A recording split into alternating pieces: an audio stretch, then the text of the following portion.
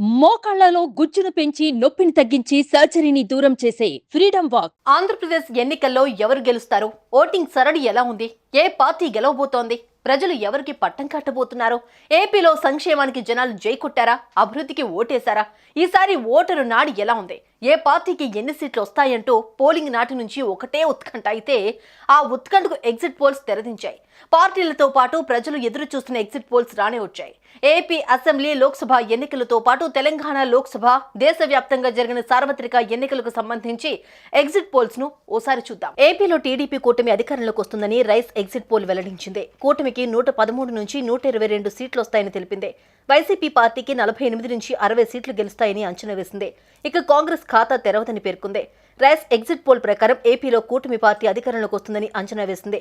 మరి rice exit poll ఎంత స్థాయిలో నిజమనేది తెలియాలి అంటే జూన్ 4వ తేదీ వరకు వేచి చూడాల్సిందే.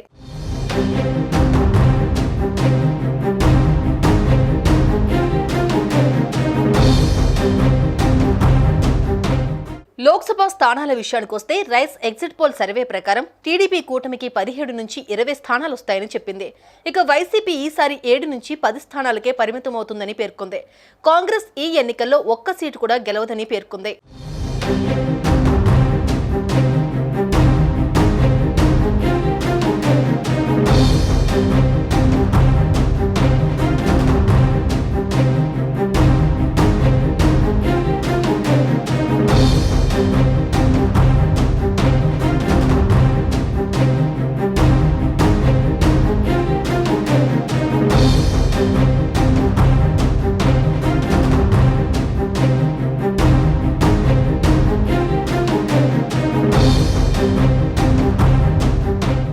సుమన్ టీవీలో మీ పర్సనల్ అండ్ బిజినెస్ ప్రమోషన్స్ కోసం కింది నెంబర్కి కాంటాక్ట్ చేయండి.